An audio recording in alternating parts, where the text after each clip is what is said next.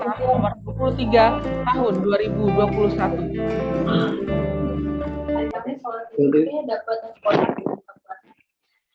Ya, terima kasih atas videonya. Selamat pagi Ibu Menteri dan seluruh jajaran Kementerian Lingkungan Hidup, Kehutanan dan Lingkungan Hidup. Selamat datang. Terima kasih atas kehadiran Bu Menteri. Mudah-mudahan Ibu masih teringat selalu hadir dalam acara kompetisi ini. Luar biasa. Itu profesor itu Pak Ketua. Kami Iya, sudah dikukuhkan. Tuhan Profesor. Semoga tambah sukses. Dan juga Pak Sekjen, selamat pagi. Dan kami tidak sendirian, tapi ada Prof. Eko Prasojo, Prof. Siti Zuhro, Eri Riana, Pak Rudi Subarwono, Pak Tulus Abadi, Pak Dadan, Pak Nurjaman, Pak Haris Turino, Ibu Indah Sukmaningsih, Ibu Neneng Gunadi. Nah, Bu Menteri, kami ingin mendengarkan paparan Ibu untuk waktu 7 menit, 13 menitnya untuk kita berdialog. Selanjutnya kami silakan, kami undang Bu Menteri. Monggo. Terima kasih. Assalamualaikum warahmatullahi wabarakatuh. Shalom, Om Swastiastu. Bapak dan Ibu tim panel independen yang saya hormati, saya menyampaikan ucapan terima kasih atas kesempatan ini dan terima kasih bahwa SIPU menjadi inovasi pelayanan publik dalam binaan Kemenpan RB dan tim panel independen. Sejak SIPU hadir sebagai pionir inovasi pertama KLHK Top Inovasi Terpuji tahun 2017, hingga saat ini SIPU berkembang dan telah memotivasi inovasi lainnya di KLHK. Selama 6 tahun berturut-turut menempatkan wakil inovasi KLHK dalam top inovasi terpuji setiap tahun hingga saat ini. Saya pagi ini bersama Sekjen dan Dirjen Pengelolaan Hutan Lestari akan melaporkan tentang perkembangan dan keberlanjutan inovasi SIPU. SIPU merupakan sistem informasi berbasis web, sarana pencatatan dan pelaporan secara elektronik untuk pelaksanaan penatausahaan hasil hutan. Mulai diimplementasikan pada 1 Januari 2016 dan telah dilakukan pembaruan peningkatan teknis pada tahun 2020 menjadi SIPU generasi kedua dengan peningkatan kinerja dan kualitas layanan tanpa henti selama 24 jam setiap hari. Keunggulan SIPU generasi kedua diantaranya kinerja sistem meningkat, contohnya peningkatan dokumen angkutan rata-rata per hari tahun ini sebanyak 6.061 dokumen meningkat dari tahun 2017 sebanyak 4.329 dokumen per hari atau naik 40%. Selain itu layanan SIPU diperluas lingkupnya. Selain fasilitasi kayu juga untuk hasil hutan bukan kayu dan untuk jasa lingkungan, serta fasilitasi kegiatan masyarakat, perhutanan sosial, dan kemitraan konservasi. Stabilitas layanan SIPU generasi kedua lebih ditingkatkan dan sejak tahun 2020 hingga saat ini tidak ada gangguan yang berarti dan menyebabkan terhentinya layanan. SIPU juga memperluas berbagai fitur kemudahan lainnya. SIPU telah melahirkan inovasi berbagai replikasi sistem informasi di KLHK dan juga di KL yang lain.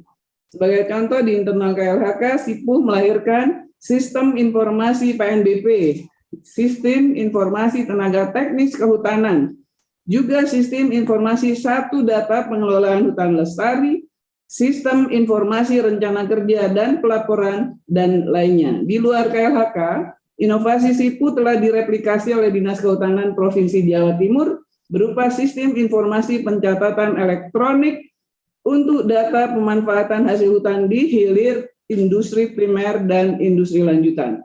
Juga oleh Perum Perhutani berupa sistem transaksi digital inventory kayu.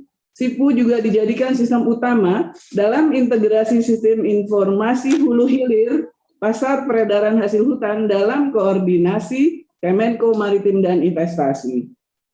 Lebih lanjut kami laporkan langkah penguatan SIPU yang kami lakukan. Secara kelembagaan melalui regulasi telah meningkat dari tahun 2017 sebagai Permen LHK menjadi regulasi peraturan pemerintah nomor 23 tahun 2021.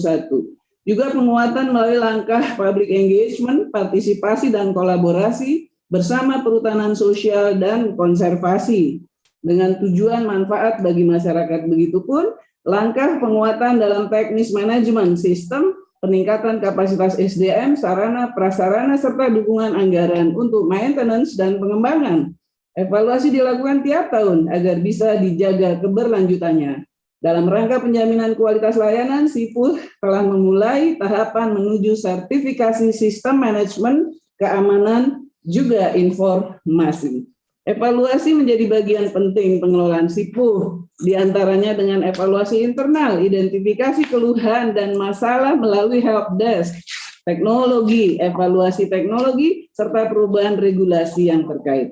Evaluasi internal ditindaklanjuti dengan pengembangan SIPUH generasi 2 tahun 2020, bertambahnya jumlah pengguna serta peningkatan data transaksi yang cukup pesat. Melalui survei kepuasan pengguna, sebanyak 99,4% responden menilai SIPUH telah berjalan dengan penyempurnaan dan bisa berkelanjutan. Selain itu juga dilakukan evaluasi eksternal melalui penggunaan data SIPUH bagi keperluan instansi lain seperti pemeriksaan Inspektorat Jenderal, BPK RI, Ditjen Pajak, KPKNL Lelang, dan dalam penegakan hukum. Melalui kajian analisis sistem informasi oleh tim IPB, dalam koordinasi Kemenkomarinvest, SIPUH direkomendasikan dapat diintegrasikan dengan sistem informasi di Kementerian Perindustrian. Bapak dan Ibu yang kami hormati, prinsip SIPUH berkaitan dengan aspek legality, traceability, dan sustainability sebagai prinsip yang sejalan dan mendukung program Forest and Other Land Use Voluntary 2030, yaitu agenda upaya Indonesia dalam rangka menurunkan emisi karbon dengan landasan Sustainable Forest Management, pengendalian kelestarian hutan. Akhirnya saya ingin menegaskan konsistensi kami dalam komitmen dan implementasi serta dukung penguatan SIPUH dan pengembangannya sebagai Sisinfo dan menjadikan SIPUH sebagai wujud nyata tata kelola kehutanan dalam pemanfaatan hasil hutan bukan kayu dan jasa lingkungan, menjadikannya sebagai sarana pelayanan publik yang efektif dan efisien, serta memperluas manfaat di berbagai sektor yang relevan dan manfaat bagi masyarakat.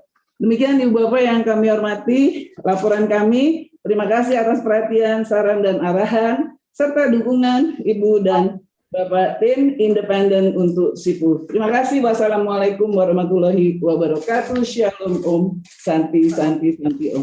Waalaikumsalam. Nggak ada pilihan. Luar biasa, Ibu Prof. Ini tepat waktu sekali, malah lebih 40 detik. Baik, luar biasa. Menarik sekali mengenai wujud nyata tata kelola kehutanan, di mana sekarang ini kan kehutanan merupakan satu sektor yang sangat-sangat penting, apalagi sekarang orang sedang bicara masalah green economy dan sebagainya. Jadi tentunya di sini dengan penguatan jadi PP dari Kepmen menjadi sangat luar biasa, jadi bisa diimplementasikan secara nasional. Saya tertarik pada traceability, Bu. Jadi kita bisa nge-trace kan pengusaha-pengusaha hutan yang bergerak sehingga kebakaran hutan itu kan bisa dideteksi sebetulnya. Bagaimana, Bu? Ya, memang saya nanti mohon izin juga dapat dibantu oleh Pak Sekjen dan Pak Dirjen untuk hal-hal yang teknis. Pada dasarnya kayu yang atau pohon yang ditebang itu langsung bisa dideteksi datangnya dari mana, pohon yang di sebelah mana. Jadi dengan demikian sistem ini menunjukkan bahkan sampai di pelabuhan mana itu ketahuan. Sehingga dalam penegakan hukum pun kita tahu bahwa ini kayunya dari mana. Kalau di dalam pasnya gitu dalam dokumen dikatakan 43 kubik, ternyata di lapangannya berdasarkan SIPUH ini ketahuan bahwa dia 430 atau 4.300 kubik. Jadi dalam kebakaran hutan dan lahan, sistem informasi yang serupa juga kita bisa ikuti. Tentu kalau yang di Karhutlah harus ada dukungan dari drone dan citra satelit. Jadi dari situ sebetulnya bisa ketahuan dari gerak dari ton gambar, asapnya juga bisa kelihatan nih. Jadi dari asapnya mulai lebar sampai tebal sampai tipis dan lainnya itu langsung ketahuan. Oh ini di sebelah sini sumbernya. Sehingga akan ketahuan apakah itu kebakarannya keluar dari konsesi ataukah dari masyarakat di tepi di batas konsesi, sehingga untuk penegakan hukum jadi kita bisa jadi lebih adil juga kepada konsesi, pemegang konsesi, dan juga adil kepada masyarakat. Jadi sistem ini pada dasarnya sangat membantu untuk tugas-tugas kehutanan. Demikian Pak Ketua, terima kasih. Luar biasa. Kami undang Pak Eri Riana, Raja Pamekasan. Terima kasih Pak Ketua.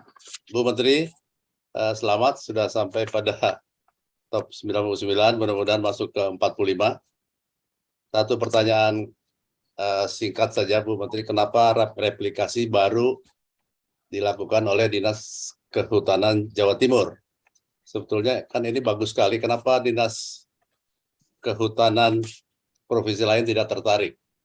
Atau kalau perlu dibikin regulasi oleh Permen KLHK supaya semua provinsi mereplikasi ini.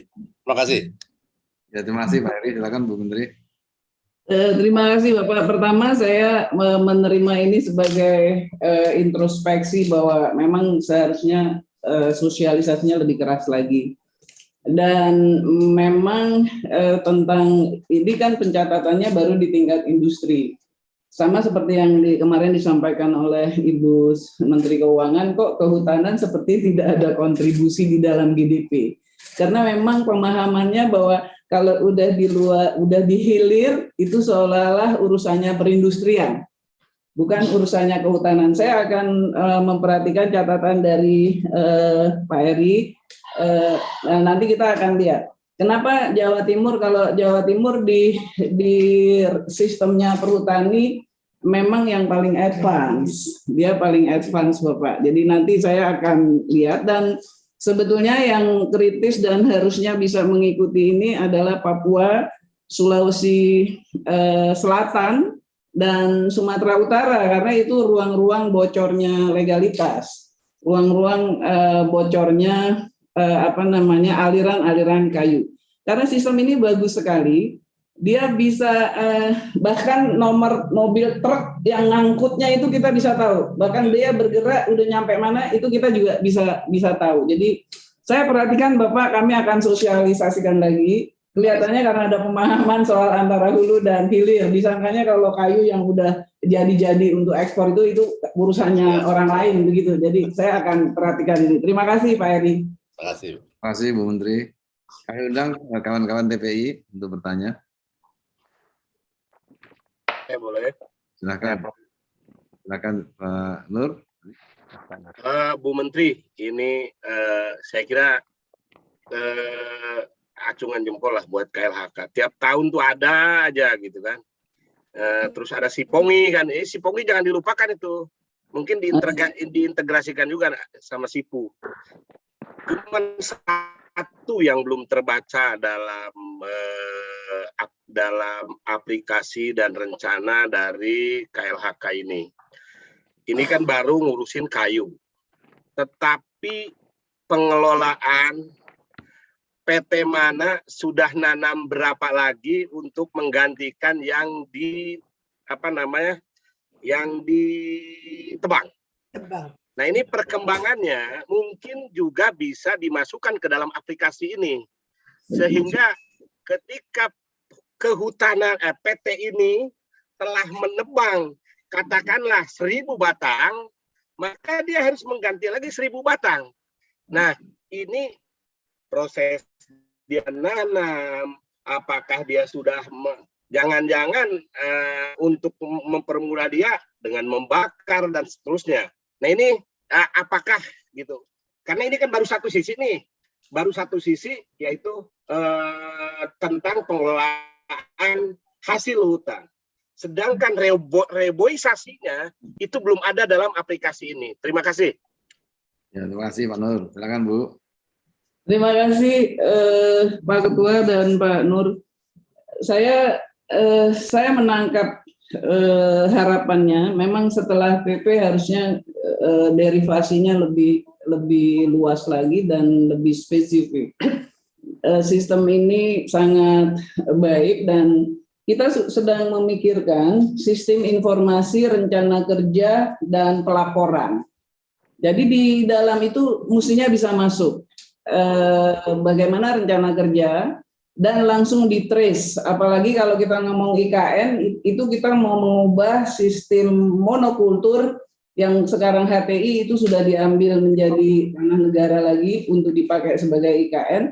Tapi kita akan tambal dia, kemudian perlahan kembalikan menjadi hutan natural tropical forest Indonesia. Jadi sistem penanamannya itu memang harus satu persatu, batang per batang itu ketahuan. Kalau di konteks produksi kayu seperti yang di Sipu ini, sebetulnya bisa dikombinasi lagi dengan cara kita mengarahkan penanaman pohon-pohon keras atau silvikultur intensif, silin. Itu juga semangat para akademisi mengolah itu. Dan satu lagi saya kira yang bisa dikaitkan yaitu bagaimana mengendalikan penebangannya yang kita sebut dengan reduce impact logging. Jadi paling kecil. Jadi kami perhatikan Bapak Nur menarik sekali. Mungkin malahan yang cara bagaimana penanaman dari individual itu bisa direcord terus, apalagi nanti dikaitkan dengan nilai karbon, itu maka tidak hanya dikonsesi, kami sedang memikirkan juga, tapi memang belum didesain betul. Saya tadinya berpikir sudah punya misalnya Pertamina atau perusahaan besar, saya coba cari-cari untuk nyontek, tapi kelihatannya belum dapat. Kami coba develop aja Bapak, termasuk yang untuk RHL di tengah-tengah masyarakat dan bahkan atas usahanya sendiri. Saya kira terima kasih sekali lagi ini memberikan inspirasi, kami akan kembangkan. Terima kasih Bapak. Terima kasih Bu Menteri. Izin Prof. Silakan. Ya, terima kasih Prof. JP. Selamat pagi Bu Menteri. Ini menarik sekali nih inovasi dari KLH Bu ya. Saya jadi membayangkan ya, kira-kira ya, melanjutkan pertanyaan dari Pak Nur tadi, 5 tahun ke depan ya, ini aplikasi ini jangkaunya seperti apa? Karena kalau dikembangkan terus-menerus, ini hasilnya akan bagus sekali. Jadi kalau ditanya nanti oleh katakan bendahara negara ya, berapa sih kontribusi KLH? Ya bisa dihitung dari carbon capture-nya dan segala macam ya. Kira-kira apakah akan sampai ke sana Bu ke depannya? Ini yang pertama. Yang kedua, dulu kan pernah ada tuh ide hanya karhutla ya, memang hanya karhutla dari Polda Riau mengenai program Lancang Kuning Bu. Ya, ini kalau memang dikaitkan juga ke sana ya, tentu ke depannya akan jauh lebih bagus karena Lancang Kuning kalau tidak salah sudah diadopsi oleh Polri ya, dukungan juga dari KLH sehingga secara nasional akan bagus sekali. Terima kasih. Ya, terima kasih Pak Haris. Silakan Bu Menteri. Baik, terima kasih. Ini ada 2 hal berarti. Terima kasih Pak Haris. Saya sebetulnya termasuk yang bermimpi bahwa sistem ini harusnya sudah bisa di-establish, dan saya lagi memikirkan dulu sebelum sistem informasinya dijadiin rule based dan regulasi-regulasinya dimantapkan sampai dengan pertengahan tahun depan karena sebentar lagi udah akan berakhir. Tapi saya kira ini memang sangat penting dan sudah dalam pemikiran, dan nanti saya coba develop bersama para akademisi. Jadi ada 2 konsep kalau di kehutanan pada konteks yang ditanyakan oleh yang Pak Haris. Bahwa pertama adalah soal produksi, yaitu hulu, hilir, pasar. Ini memang harusnya kita ambil semua. Dan bukan hanya kayu sebetulnya, karena yang ke depan lebih penting lagi adalah bioprospecting. Misalnya ada jamur dari NTT yang harganya 2 juta Bapak per kilo. Yeah. Jadi yang seperti ini juga menjadi sangat penting. Jadi dari aspek produksi, memang hulu, hilir, dan pasar. Ini harus dirangkum selain komoditinya ataupun jenis produksinya. Itu bagian yang pertama. Bagian yang kedua dalam konteks pengendalian dan pemulihan. Jadi yang pengendaliannya memang saya terus terang gemes juga soal karhutla ini. Sipunya apa namanya ada Simontana, ada Sipongi, ada macam-macam. Ini memang harus diintegrasikan. Sekarang Simontana masih jagoannya karena dia yang merangkum keseluruhan, dia yang melihat secara keseluruhan sistem monitoring kehutanannya. Tapi sebetulnya di dalamnya ada bagaimana karhutla, bagaimana rehabilitasi hutan dan lahan. Yang paling penting lagi sebetulnya yang selalu pada bagian ini Pak Presiden yang suka gemes ke KLHK, yaitu soal rehabilitasi hutannya Bapak. Jadi pengendalian dan pemulihan ini juga penting. Ada satu lagi yang bukan di kehutanan, tetapi di brown issues di kelompoknya bekas Men-LHK di kelompok lingkungan, itu namanya ekoriparian. Jadi di setiap wilayah-wilayah sungai itu banyak dia menjadi tempat sampah, airnya kotor dan lain-lain. Ini juga sebetulnya spot yang kita perlu rehab, persis seperti kita nanam pohon. Ada lagi kaitannya dengan program-program kampung iklim, di mana desa-desa wilayah-wilayah tertentu, termasuk yang di kota, bisa mendevelop kebersihannya, sampahnya, termasuk nanam pohonnya. Jadi sebetulnya Pak emang gemes, cuman saya kira benar secara makro harus dirangkum seluruhnya. Saya nanti ini menjadi inspirasi bagi kami. Saya coba akan develop bersama akademisi nanti dari fakultas-fakultas geografi dan fakultas kehutanan yang ada di Indonesia. Terima kasih Pak Aris, terima kasih inspirasinya. Terima kasih Bu Menteri. Prof. Pak Ketua. Silakan Pak Dadan ya. Ya, selamat siang Bu Menteri, Pak Sekjen, Pak Dirjen. Saya ingin sedikit mendalami terkait dengan kalau nanti misalkan ada replikasi ya, oleh Dinas Kehutanan Provinsi katakanlah ya, atau mungkin juga tadi dari sisi komoditi kan tidak hanya kayu tapi sudah 4 varian yang lain ya. Ini membedakan kewenangan terkait dengan legalisasinya atau pembagiannya seperti apa ya Bu Menteri gitu ya. Karena saya melihat di TERA di Kementerian Perdagangan ya kapan hari sempat uji TERA itu kan di provinsi kemudian ke kabupaten kota. Nah ada beberapa daerah yang dua-duanya akhirnya menerapkan padahal udah kewenangan kabupaten kota. Nah ini yang terkait dengan kementerian ini legalisasi terkait dengan hasil hutannya ini sebetulnya pembagian kewenangannya nanti seperti apa? Misalkan kalau sudah direplikasi oleh dinas tertentu nanti jangan-jangan di wilayah tersebut dari kementerian harus ada legalisasi, dari provinsinya harus ada legalisasi. Mungkin itu Bu Menteri, saya ingin dapat penjelasan. Terima kasih. Ya, terima kasih. Terima kasih Pak Ketua, terima kasih Pak Dadan. Pada dasarnya untuk satu subjek stakeholder tertingginya adalah menteri. Menteri yang bertanggung jawab dalam segala urusan pemerintahan, tinggal dibatasi persoalan tanggung jawab dan kewenangannya itu sebatas apa. Tapi pada sektor kehutanan sangat jelas bahwa seluruh standar itu ada di kementerian. Jadi pekerjaan daerah itu standarnya dari menteri. Dalam kaitan ini, maka sistem design development sistemnya itu harus standarnya dari menteri, Bapak. Kalau sistemnya daerah bisa develop, nanti kita tinggal koordinasikan, kita diseminasikan, lalu bisa disupervisi operasinya. Karena dalam kaitan dengan pelayanannya itu tidak akan terganggu, apalagi kalau pelayanannya lalu menghasilkan revenue atau generate income bagi pemerintah daerah. Jadi saya kira tidak akan ada hambatan dalam kaitan dengan kewenangan, dan nanti tinggal kita develop aja perancangannya seperti apa. Terima kasih Bapak, terima kasih Pak Ketua. Terima kasih Bu Menteri. Waktu juga yang harus memisahkan kita. Karena masalah ini sangat menarik, tapi kita harus akhiri karena waktunya habis.